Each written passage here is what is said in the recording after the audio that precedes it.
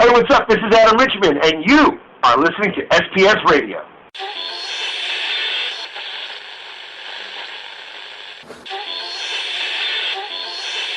Are you ready? Do I have everybody's attention now? Welcome to STS Radio. You just wait and see how far we're gonna go. Because regular radio fucking sucks.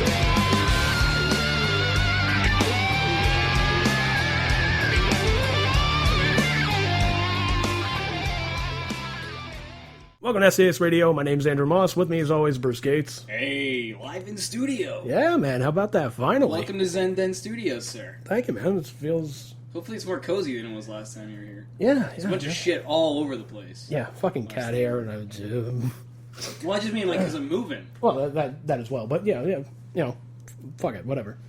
Yeah. Fine, it's fine. So welcome. Thank you, sir. And welcome, listeners, to Whoever's out there what listening you're to this not shit. fucking seeing. Or whatever. Yeah, it's all good. It's all good. So it's been a while. Yeah, it's definitely been a while since we casted, man. A lot of shit has gone down.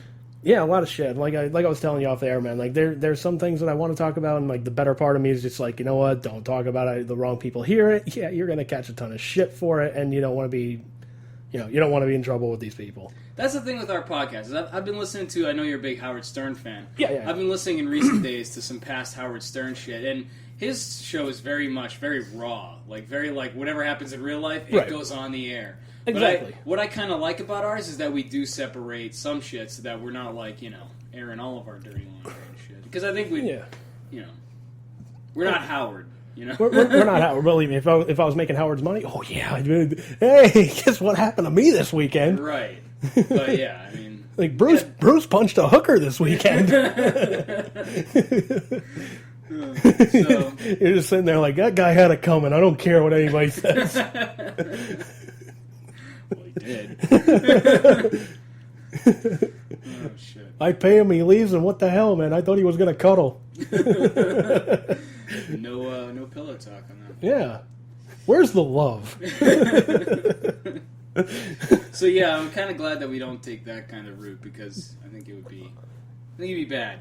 Yeah, There's a lot of things we can't talk about. Yeah, there's a lot of things we can't talk about. I'm sure there's things that you've wanted to talk about that you can't for whatever reason it may be, but... When we originally planned this cast, there was something I had in mind that I was like, fuck it, I'm going to go on the air, I'm going to say it, and then I was like, better judgment prevailed, and I was like, I better not talk about it. Yeah. I mean, it's one of those things, I could probably talk to you off the air about it, Yeah. Swear in secrecy. Pinky swear, motherfucker. Right. But, yeah, it's one of those things, I don't want to do it here. Yeah, this is not the venue. Yeah. Just, Maybe in a future show, when shit's settled. Yeah, if those people ever get out of my life, then forget it, yeah. Yeah. It's almost like what Alice Cooper said. He's like, yeah, I'm probably going to write another autobiography, but he's like, I got to wait for a couple of people to die first. Sad but true. It's very sad but true, but, yeah, we gotta talk about a couple of things, man, like Piper dying. Yeah, speaking of death. Yeah. That one, honestly, has shocked me more than a lot of wrestling guys. And I know, like, in his time, Piper took steroids, obviously. Pretty much every wrestler from the 80s, at some point. Even Bret Hart admitted to taking steroids. I mean, it's just, that was the culture then. Yeah, I mean, he said it was for another reason. He was just like, if I didn't take the steroids, I was going to be out for 4 months. If I took the steroids, I'd be out for a month. Yeah, it helps recovery. He's like, and I wasn't making a lot of money back then with the WWE, so, I kind of have to come back and make paychecks. I got a family to think about. Yeah. And it's funny, because if you look at old tapes of him, you can actually kind of see when he started taking them, because he ballooned like a motherfucker. Oh, yeah, he's just like, Bret Hart. Yeah, he was in the Hart Foundation, and all of a sudden he was like bigger than Anvil, and it's like, holy shit, dude. Yeah, it's like, holy shit, he ate Anvil. Right. Or at least Anvil's beard. Yeah. We're going to get hungry, and we're going to forget our manners. Yup. Fucking Anvil. So yeah, man, fucking Piper. Yeah. Yeah, I remember I texted you, like, dude, fucking Piper died, but that was probably, I think, the day after. Yeah, I don't know if you already knew. I think it was like the day of, and I was like checking Twitter and whatnot on Facebook, and I was like, oh shit, Piper died. Oh. Because I was never like a big Roddy Piper fan. I was never like a big fan of his. Like the coolest thing I thought he did was They Live. That movie was fucking awesome. Yeah. But I mean, other than that, like I was never a big Piper fan as far as like wrestling goes.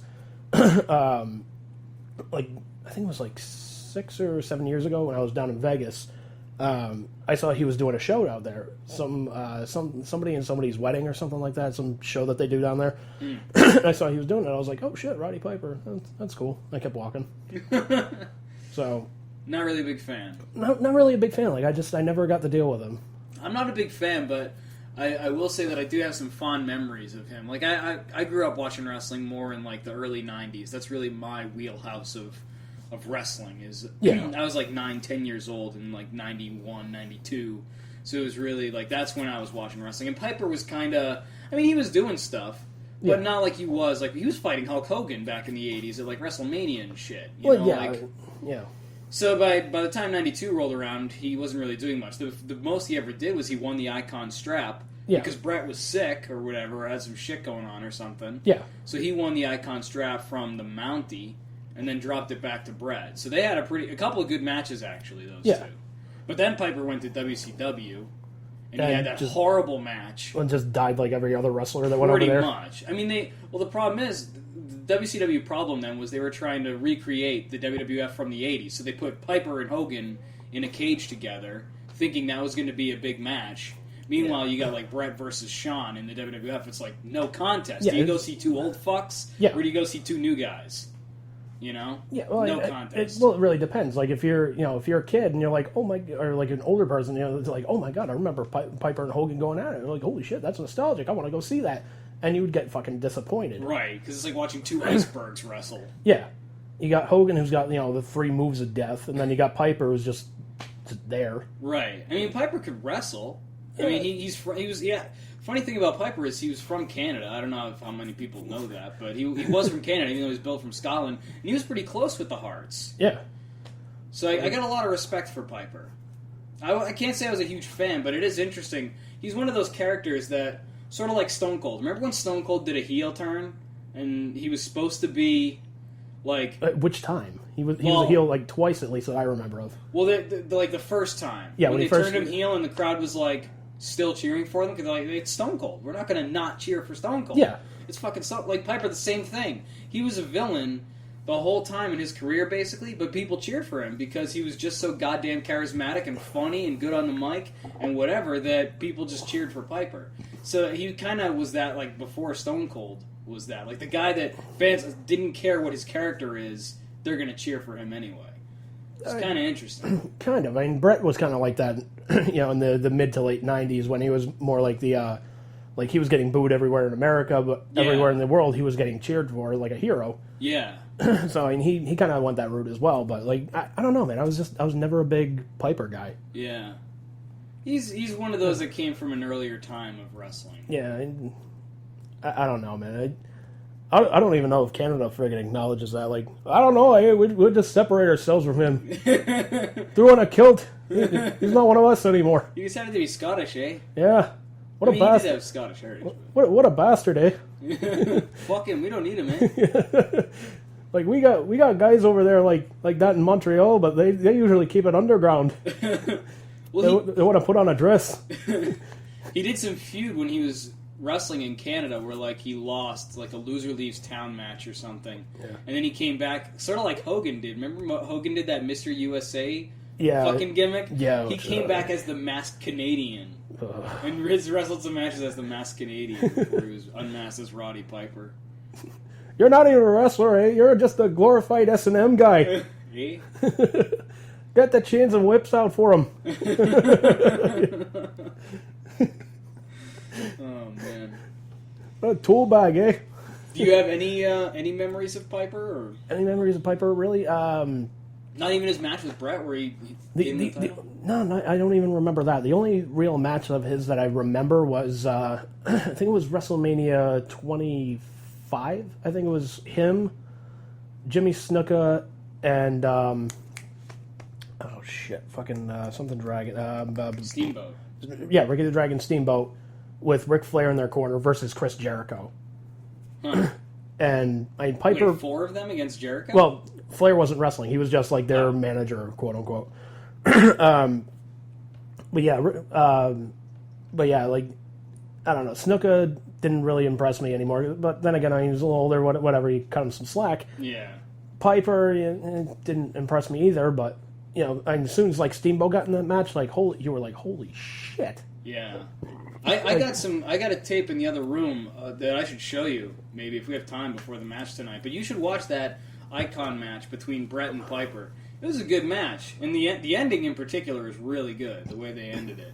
Because Piper gets him, Piper's finisher was the sleeper hold. Yeah.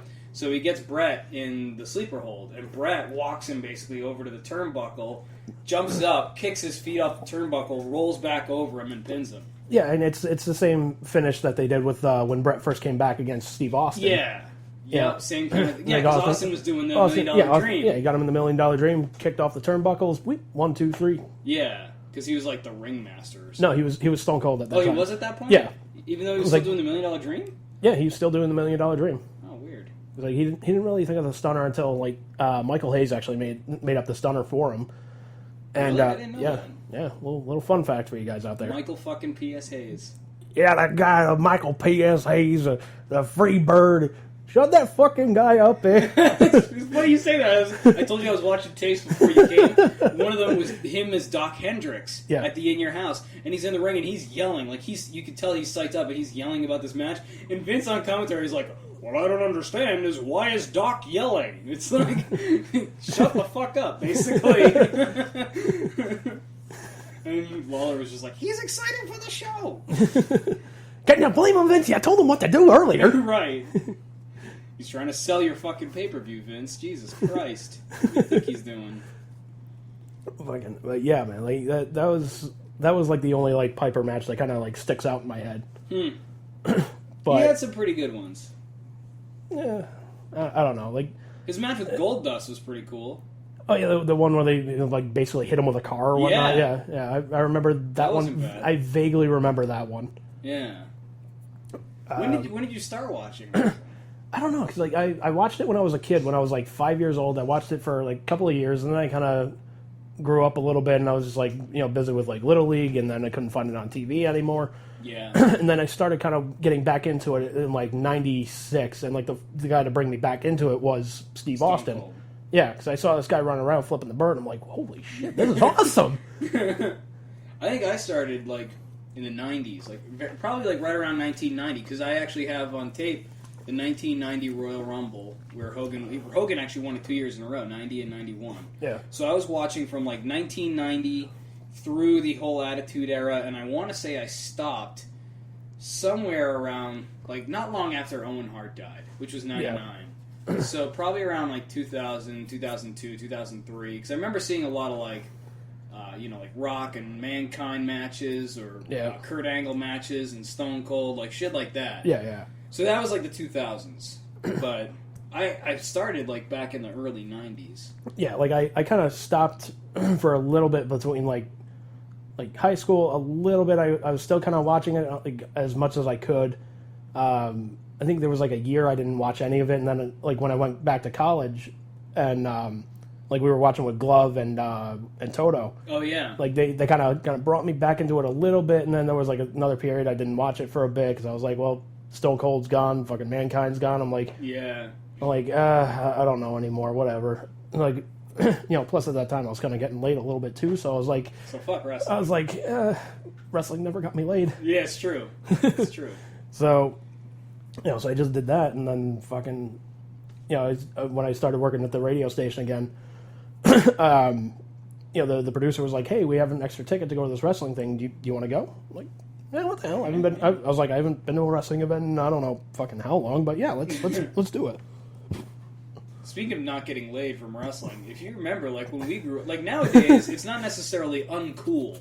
Yeah, it's pop culture in a sense. Yeah, it's kind of like wearing a Star Trek shirt out in the open. Like, back in the day, people would laugh at you like, oh, you fucking geek. Yeah. Now they're just like, oh, that's cool. What's your favorite character? Oh, I love this series. Oh, no, this series is better than this one. It's so weird that, like, a mere 10, 15 years later... The culture has just changed so much. And yeah. Like, you can walk around with your fucking Dolph Ziggler shirt, and someone will probably, at some point, be like, oh, cool shirt, man. Yeah. Instead of being like, oh, you fucking fag, you like wrestling? What the fuck's the matter? Yeah, you like Dolph Ziggler? You suck cock. It's like, wrestling? Yeah, and I would say, thank you, Mr. Hogan. Right. Yeah, seriously. Got to fly off the handle.